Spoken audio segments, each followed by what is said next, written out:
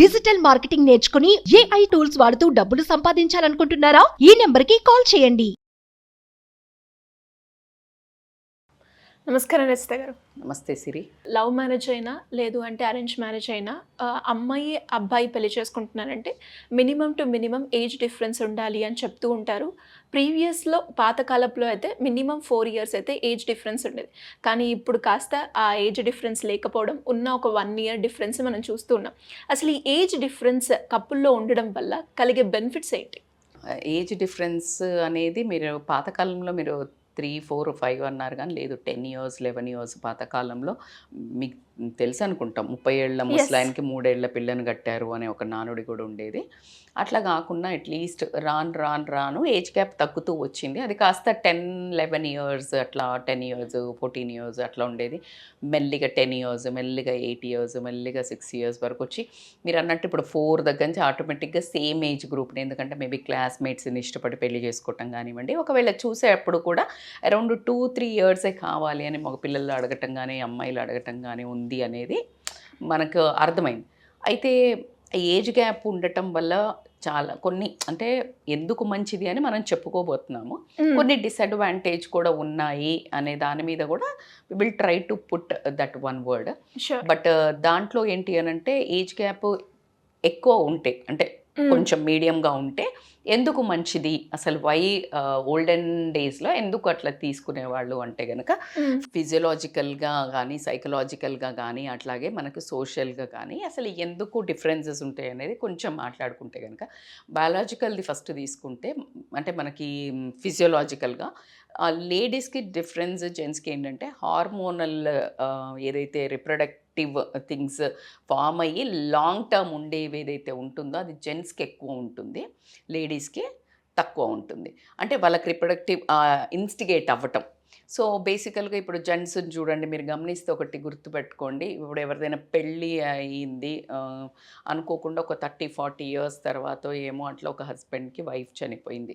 So 40 years అయినా 50 years అయినా పెళ్లి చేసుకున్నా కానీ ఏమంటారు, ఇంకా ఆయనకి తోడు కావాలా అంటారు. ఇంకా కొంతమంది 40+50లో కూడా మళ్ళీ పిల్లల్ని కనడం అంటే వాళ్ళకి లాంజివిటీ ఎక్కువ ఉంటుంది రిప్రొడక్టివ్ సిస్టంలో. సో అదే లేడీస్కి వచ్చేసరికి తక్కువ ఉంటుంది. సో అదే లేడీకి 40 దాటి 50కి రాకముందే లేడీస్ ఏమంటుంటారు జనరల్గా ఫిజికల్ రిలేషన్ గురించి ఏమంటే ఇప్పుడేంటి అట్లా మాట్లాడటం కానీ అది కామన్గా ఆ ఒక నెగ్లిజెన్స్ వల్లనే హస్బెండ్స్ వేరే వైపుకి వెళ్ళటం కూడా జరుగుతుంది. ఏది ఏజ్ ఎక్కువ సేమ్ ఏజ్ వాళ్ళని చేసుకుంటే, అదే కాస్త ఎక్కువ తక్కువ ఉన్న ఏజ్ వాళ్ళని చేసుకుంటే ఏంటి అని అంటే they will have a longevity of companionship కూడా, కాబట్టి అది ఒక టర్మ్ కూడా చూసుకునేవాళ్ళు అన్నట్టు. అండ్ సెకండరీ వచ్చేసి మనకు సైకలాజికల్గా తీసుకుంటే ఏంటంటే సిరి బేసికల్గా ఎక్స్పీరియన్సెస్ నుంచి నేర్చుకోవటం. ఎక్స్పీరియన్సెస్ అంటే ఫర్ ఎగ్జాంపుల్ ఒక అబ్బాయి మనము జనరల్గా యావరేజ్గా చూస్తుంటే అబ్బాయి పెద్దగా ఉండాలి అని చెప్తారు. అది అలా దానికి విరుద్ధంగా బోలెడు సక్సెస్ఫుల్ మ్యారేజెస్ ఉన్నాయి. మనం అన్నీ ఇదే పారామీటర్ ఏం చెప్పడం లేదు. ఇప్పుడు రాముడు సీత అనేవాళ్ళు, సచిన్ టెండూల్కర్ అంజలి ఆవిడ వైఫ్ని అన్నారు, ఇంకా చాలామంది ఉన్నారు అట్లా ఏజ్ పైన అమ్మాయిలు పెద్ద అబ్బాయిలు చిన్న ఉన్నవాళ్ళు. సో అదిగా ఆ ఎక్సెప్షనల్ కేసెస్ మనం పక్కన పెట్టుకుంటే కనుక ఎవరైనా అనుకుందాం, ఫర్ ఎగ్జాంపుల్ లైఫ్ ఎక్స్పీరియన్సెస్లో ఎవరైతే ఏజ్ పెద్ద ఉంటారో వాళ్ళు ఈ చిన్నగా ఉన్నప్పుడు చేసే ప్రవర్తన తర్వాత మెచ్యూరిటీ వచ్చిన తర్వాత ప్రవర్తన ఏంటో వాళ్ళకి తెలుసు. దానికా గొడవ పెట్టుకుంది, దానికా ఇంత ఫీల్ అయింది, దీనికా ఇది పోతుందిలే, ఇట్ షెల్ టు పాస్ అనే స్టేజ్కి కొంచెం ఇప్పుడు మీరు ఒక 3-4 yearsకి ఇప్పటికి don't you think like you have a lot of change in your maturity, understanding.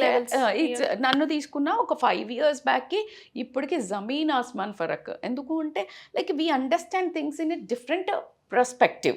నువ్వు ఒకసారి సినిమా చూసినప్పుడు ఎట్లుంటుంది, రెండోసారి చూసినప్పుడు ఎట్లా ఉంటుంది, బుక్ను కూడా తీసుకో, ఒకసారి చదివినప్పుడు ఎట్లా ఉంటుంది, రెండోసారి. So you'll get a more over view. Life మీద కూడా అట్లా అదే ఇప్పుడు యంగ్ ఉన్న వాళ్ళు గబుక్కున వాళ్ళకి చెప్పగలుగుతారా, ఏం కాదు ఇది పాస్ అవుతుంది, లేకపోతే ఇలా నువ్వు క్లియర్ చేసుకోవచ్చు ఎగ్జామ్, లేకపోతే ఇలా కాదు ఇది కాకపోతే ఇటు వెళ్ళొచ్చులే, ఎందుకంటే వాళ్ళు ఆల్రెడీ ఆ రూట్ క్రాస్ అయ్యారు కదా.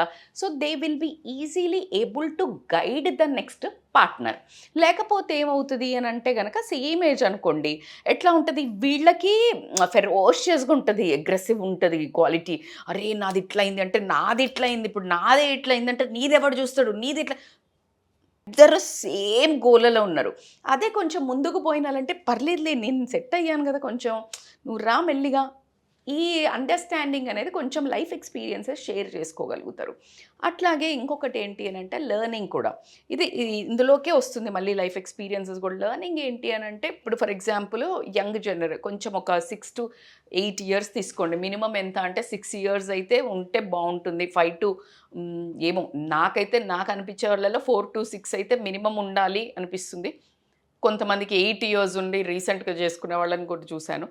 దాంట్లో అంత పెద్ద తప్పైతే లేదు, అంటే చేసుకోవద్దు అంత పెద్దోళ్ళనా ఏజ్ వాళ్ళనా అనుకునేటట్టయితే ఉండదు. ఎందుకంటే అమ్మాయిలకి అనుకోవ త్రూగనా, లేకపోతే మెచ్యూరిటీయా, లేకపోతే టాలరెన్స్ వల్లనో వీళ్ళు త్వరగా ఏజ్ అయిపోతారు, మెచ్యూరిటీ వచ్చేస్తుంది. So they will be able to match husband levels కూడా. సో అందుకనే అమ్మాయి చాలా చిన్నగా ఉన్నా కూడా అంత సంసారాన్ని 10 మంది పిల్లల్ని కానీ అంతమందిని హ్యాండిల్ చేసి, అంతమంది జీతగాళ్ళు ఉండేవాళ్ళు అందరినీ హ్యాండిల్ చేసి రన్ చేసేది. అంటే అది జోక్ కాదు. అంత 5 ఏళ్లకు 10 ఏళ్ళ అమ్మాయిని పెళ్లి చేసినా కూడా అంత పెద్ద ఎంపైర్ పాతకాలంలో తక్కువ ఉండేదా, ఇంత పెద్ద ఇల్లులు కానీ, లేకపోతే ఇంతమంది పిల్లలు కానీ, ఇంత కామన్ కుటుంబం కానీ ఎట్లా ఉండేది మీరు ఆలోచించండి. త్వరగా వస్తే ఏంటి అంటే వాళ్ళకు అనుకూలంగా మార్చుకోవచ్చు. అర్థమవుతుందా?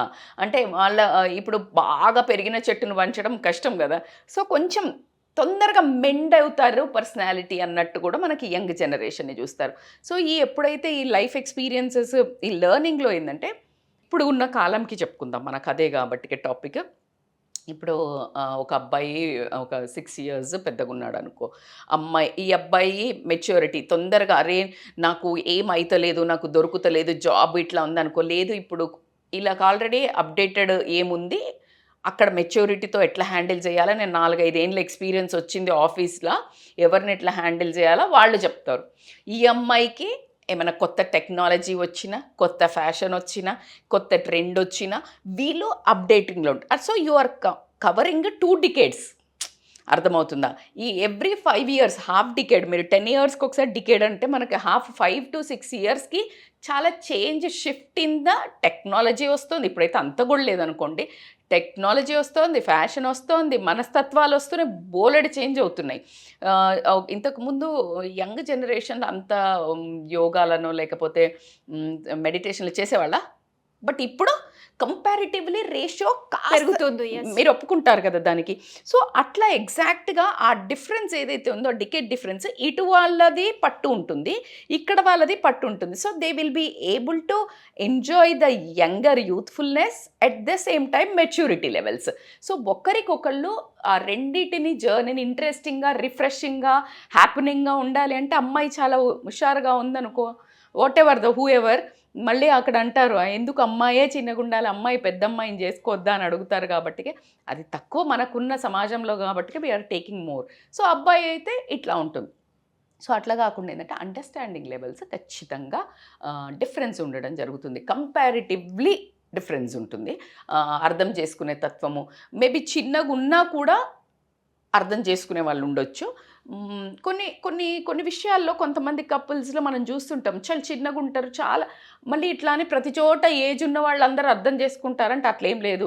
చెట్టుకు వస్తుంది వయస్సు, మనిషికి వస్తుంది అన్నట్టు ఉంటారు కొంతమంది. అంటే ఈ చిన్నగున్న అమ్మాయిలైనా సరే మొత్తం సంసారాన్ని టేక్ ఓవర్ చేసుకొని నడిపే వాళ్ళు కూడా ఉంటారు.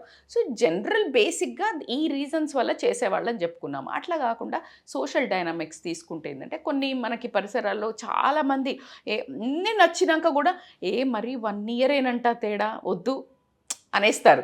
2 ఇయర్స్ ఏనంట తేడా వద్దు, మినిమం 5 ఏళ్ళు ఉండాలి. ఎందుకంటే వాళ్ళ మైండ్లో ఒక స్ట్రాంగ్ కూర్చుంటుంది. ఆ ఏజ్ గ్యాప్ ఉంటేనే ఇద్దరు కుదురుగా ఉంటారు. నువ్వెంత నేనెంత అని గొడవలు పట్టం కానీ, అంటే ఇప్పుడు శాలరీలు సేమ్ వస్తుంటాయి. నా శాలరీ నేను ఎందుకు ఖర్చు పెట్టుకోవాలి, ఇట్లా అంతా అంటే పిచ్చి పిచ్చి గొడవలు వస్తాయి. కాబట్టి ఈ అనుకువ దానికోసం అని చెప్పేసి చేసుకోవడం జరుగుతుంది. సో కానీ కొన్ని ఫ్యామిలీస్లో మస్ట్ అండ్ షుడ్గా ఈ ఏజ్ గ్యాప్ ఇంతే ఉండాలి అని ఖచ్చితంగా ఉంటుంది. అట్లా కాకుండా ఎకనామిక్ స్టెబిలిటీ ఒకటి ఇప్పుడు బాగా చూస్తున్నారు. మళ్ళీ కొంచెము ఆ వేరియేషన్ వచ్చిందేమో అని నాకు అనిపిస్తుంది. But I don't know about others.